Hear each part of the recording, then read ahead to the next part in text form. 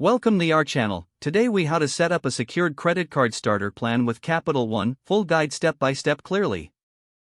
To set up a secured credit card starter plan with Capital One, begin by visiting the Capital One website. Look for the credit cards section on the home page.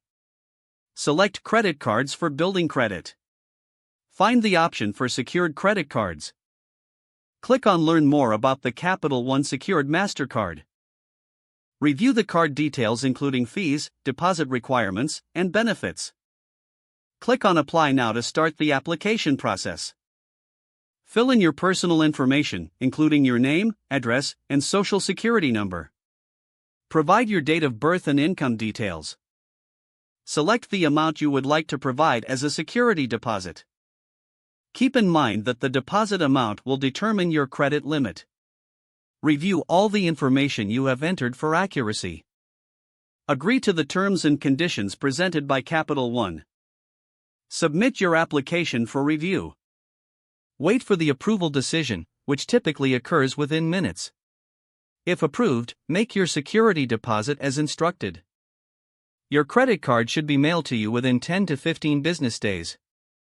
Once you receive your card, activate it by following the instructions included. Start using your card responsibly to build your credit history. Regularly make on-time payments and keep your balance low. Monitor your credit score progress over time. By following these steps, you can effectively set up a secured credit card starter plan with Capital One. If the page does not load, refresh the browser or try again in a private or incognito window. Make sure you are using the correct email address, then retype it carefully to avoid small typos. If your password is not accepted, use the reset option and create a new strong password you can remember. Check your spam folder for verification or security emails, then complete any requested confirmation step. Enable two-factor authentication if available to improve account security and reduce unauthorized access risk. After signing in, review your profile details so your contact information and settings are accurate and current.